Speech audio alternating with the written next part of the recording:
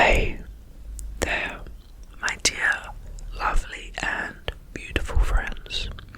I hope you're doing well. Today we're resuming our series all about sleep. Learning about sleep while you go to sleep. If you have any topics you want me to read about, please leave them in the comments, because I would love to know. If you want to support my channel, feel free to subscribe, to like, to share, all of those things. And yeah, but I'm just super happy to be here to relax and to gently read some things to you to help you sleep and also to help me relax and chill out. Okay, now we're moving into sleep disorders, which actually I think is super interesting. There's a lot of different sleep disorders, and I think some of them are fascinating to learn about, like restless leg syndrome is super interesting. I don't know if it'll have that, but perhaps it will. Starting with insomnia. Insomnia is a general term for difficulty falling asleep and or staying asleep. Insomnia is the most common sleep problem, with many adults reporting occasional insomnia and 10 to 15% reporting a chronic condition.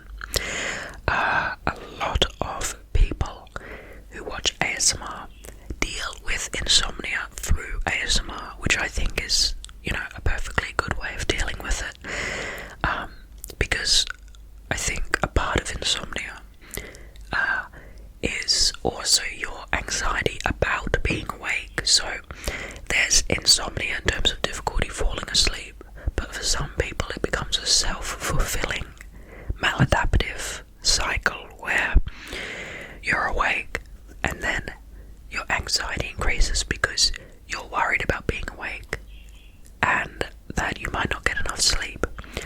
ASMR is a great way to focus on something else to what the person is saying, so that loop doesn't happen, and that helps you fall asleep sooner and also not have this stressful experience every night.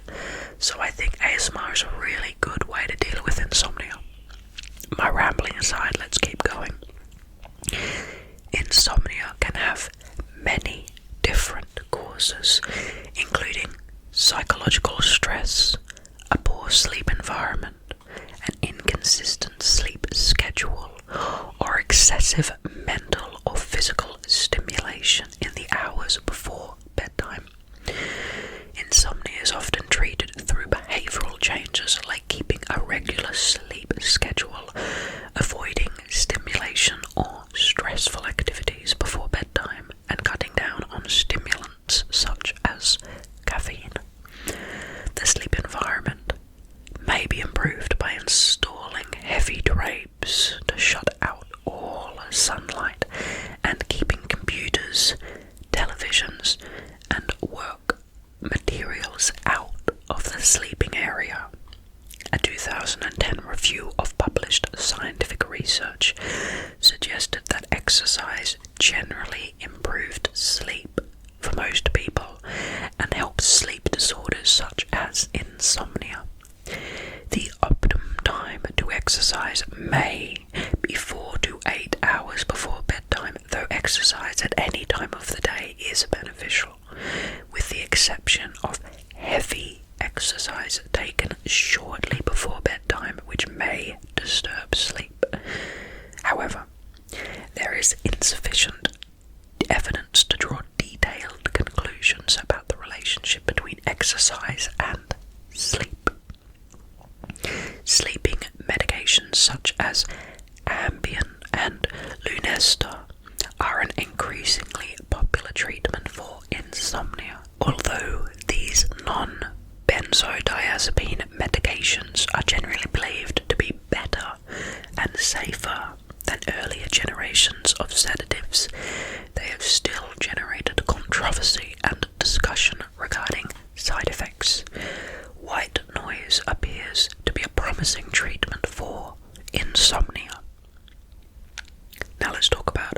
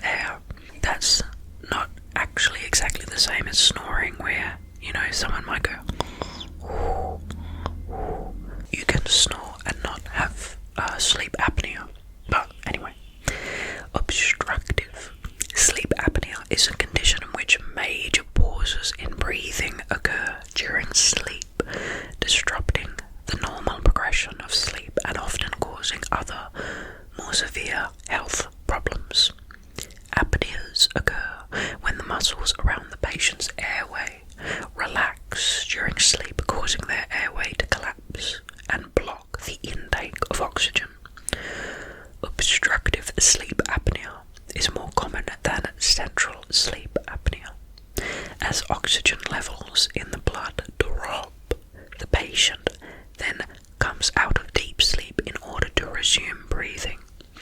When several of these episodes occur per hour, sleep apnea rises to a level of seriousness that might require treatment.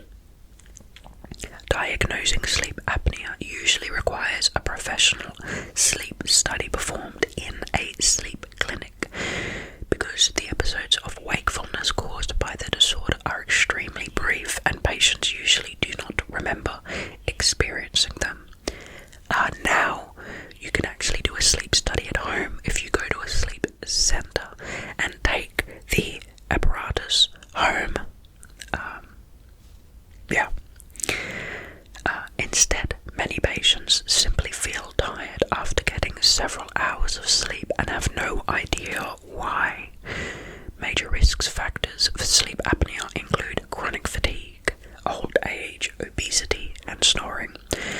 Obesity, partially because of the actual angle at the neck and fat deposits making the tongue slightly change position. It's hard to explain, but if you look up a infographic or an illustration, you can actually see that there can be a quite profound postural difference created by simply having more fat around that area that may increase your possibility of sleep apnea and also other sleep problems. Let's talk about aging and sleep.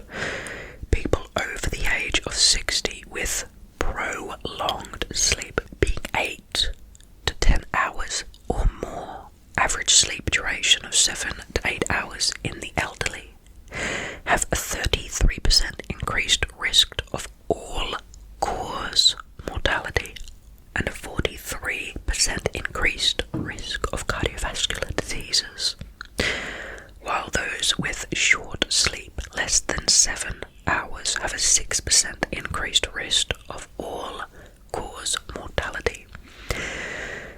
Sleep disorders, including sleep apnea, insomnia, or periodic limb movements, occur more commonly in the elderly, each possibly impacting sleep quality and duration. A 2017 review indicated that old adults do not need less sleep, but rather have an impaired ability to obtain their sleep needs, and may be able to deal with sleepiness better than younger adults.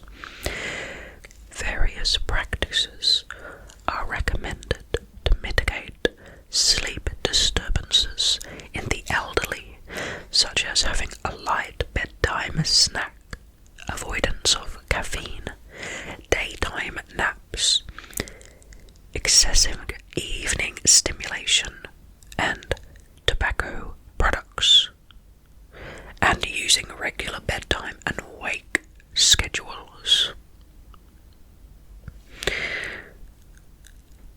Other disorders.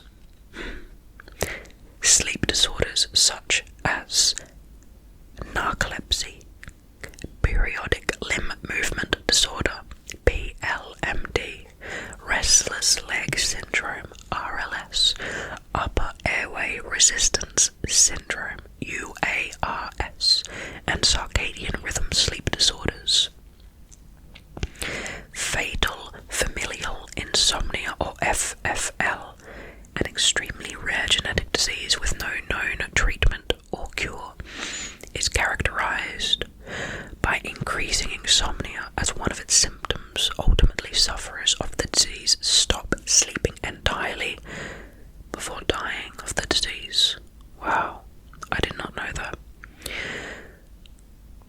Somnambulism, known as sleepwalking, is a sleeping disorder, especially among children. Now let's talk about sleep health. Low quality sleep has been linked with health conditions like cardiovascular disease, obesity, and mental illness. While poor sleep is common among those with cardiovascular disease, some research indicates that poor sleep can be a contributor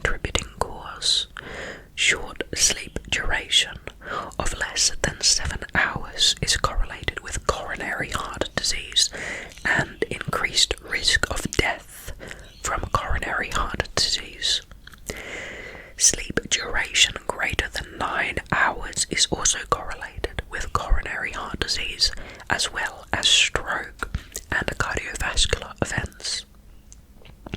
In both children and adults, short sleep duration is associated with an increased risk of obesity, with various studies reporting an increased risk of 45 to 55%. Other aspects of sleep health have been associated with obesity, including daytime napping, sleep timing, the variability of sleep timing, and a low sleep efficiency. However, sleep duration is the most studied for its impact on obesity. Sleep problems have been frequently viewed as a symptom of mental illness rather than a causative factor. However, a growing body of evidence suggests that they are both a cause and a symptom of mental illness. Insomnia is a significant predictor of major depressive disorder. A meta-analysis of 170,000 people showed that insomnia at the beginning of a study period indicated a more than twofold increased risk for major depressive disorder. Some studies have also indicated a correlation between insomnia and anxiety, post-traumatic stress disorder, and suicide.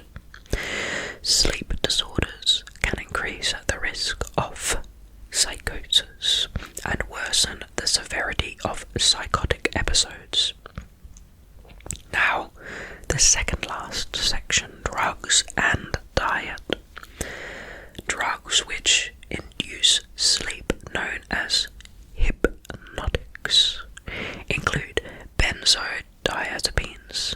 Although these interfere with REM, non-benzodiazepine hypnotics such as esapicolone, Lunesta, Saliflon, Sonata, and zolpidem, Ambien, antihistamines such as diphenhydramine, Benadryl, and doxylamine, alcohol, ethanol, despite its rebound effect later in the night and interferences with REM. Barbiturates, which have the same problem, melatonin, a component of the circadian clock and released naturally at night by the pineal gland, and cannabis, which may also interfere with REM. Stimulants which inhibit sleep include caffeine, an adenosine antagonist, amphetamine, MDMA, empathogen entactogens, and related drugs, cocaine, which can alter the circadian rhythm, and methylphenidate, which acts similarly, and other analeptic drugs like modafinil and armodafinil with poorly understood mechanisms. Dietary and nutritional choices may affect sleep duration and quality. One 2016 review indicated that a high carbohydrate diet promoted a shorter onset to sleep and a longer duration of sleep than a high fat diet. A 2012 investigation indicated that mixed micronutrient and macronutrients are needed to promote quality sleep. A varied diet containing fresh fruits and vegetables, low saturated fat, and whole grains may be optimal for individuals seeking to improve sleep quality. High-quality clinical trials on long-term dietary practices are needed to better define the influence of diet on sleep quality. And now let's talk about in culture. This is a rather longer section and will be the last bit for this video. Starting with anthropology. Research suggests that sleep patterns vary significantly across cultures. The most striking differences are observed between societies that have plentiful sources of artificial light and ones that do not. The primary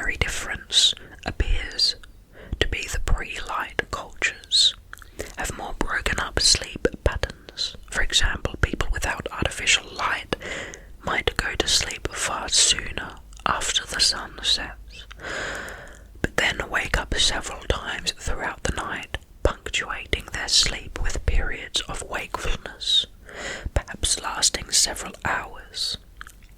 The boundaries between sleeping and waking are blurred in these societies.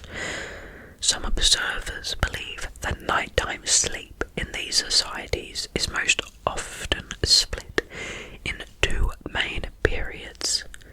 The first characterized primarily by deep sleep, and the second by REM sleep. Some societies display a fragmented sleep pattern in which people sleep at all times of the day and night for shorter periods. In many nomadic or hunter-gatherer societies, people will sleep on and off throughout the day or night, depending on what's happening. Plentiful artificial light has been available in the industrialized West since at least the mid-19th century, and sleep patterns have changed significantly everywhere that lighting has been introduced. In general, people sleep in a more concentrated burst through the night, going to sleep much later, although this is not always the case. Historian A. Roger Eckhart thinks that the traditional pattern of segmented sleep, as it is called, began to disappear among the urban upper class in Europe in the late 17th century, and the change spread over the next 200 years.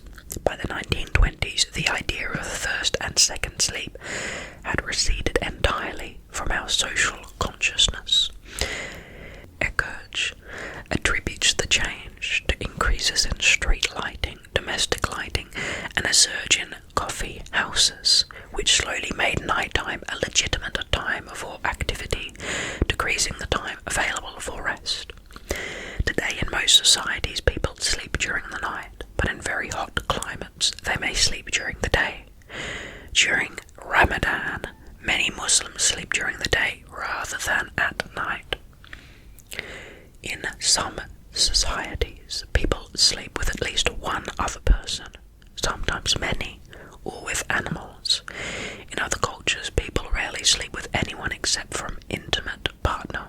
In almost all societies, sleeping partners are strongly regulated by social standards.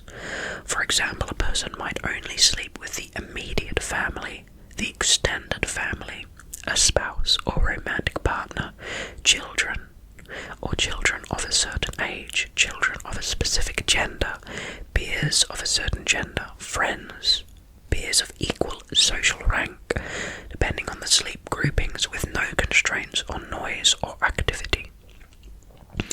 People sleep in a variety of locations. Some sleep directly on the ground, others on a skin or blanket, others sleep on platforms or beds.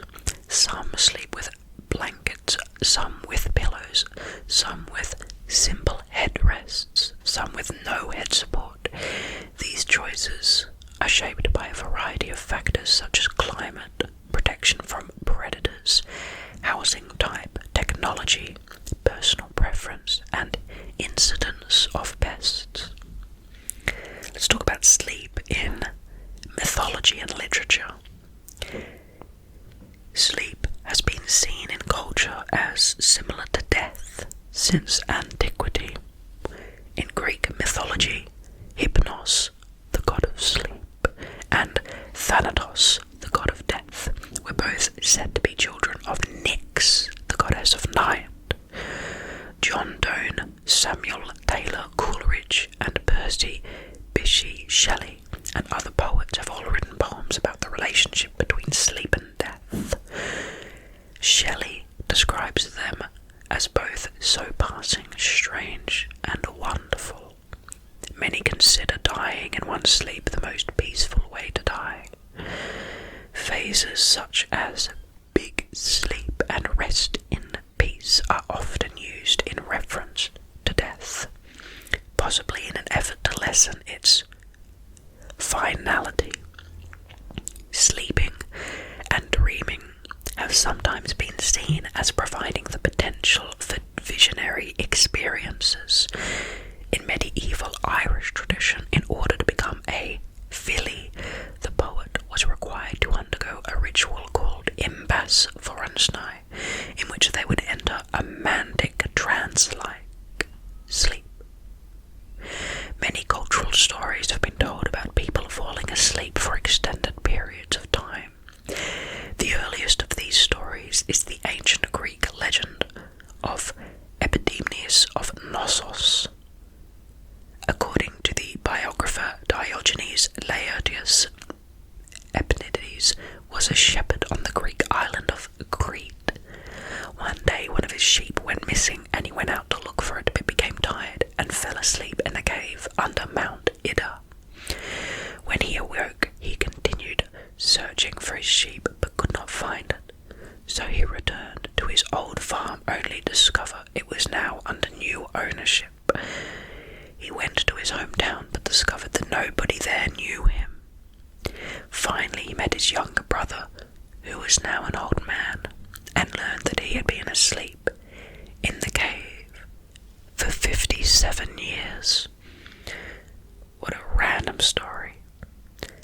A far more famous instance of long sleep today is the Christian legend of the 7 sleepers of Ephesus.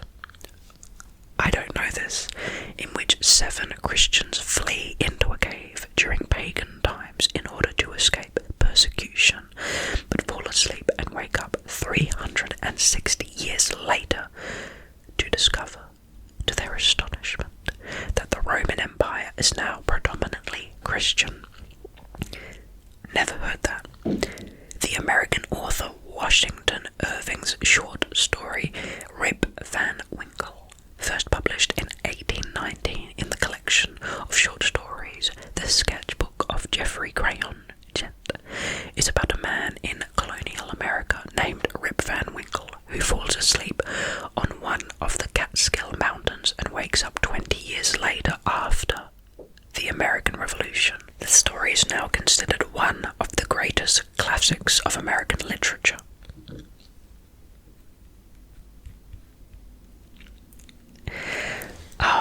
One of my backing lights has just turned off, so I assume the green screen in the video is not really working. But we have a short thing here. In art, of the thematic representations of sleep in art, physician and sleep researcher Mia Krieger wrote, "Artists have intense fascination with mythology, dreams, religious themes, the parallel between sleep, death, reward, abandonment, of conscious control, healing, a depiction of innocence and serenity, and the erotic." And that's the end of that Whispering Wikipedia series. As you can see, I am now in the dark. And perhaps it's a good idea for me to sleep, as it's nice and dark. My background lights are battery powered and rechargeable battery powered, so I'm going to go charge them. I hope you had a really nice time in this series. There was a lot of interesting stuff, especially that last section on mythology and those random stories of the dude who fell asleep in a cage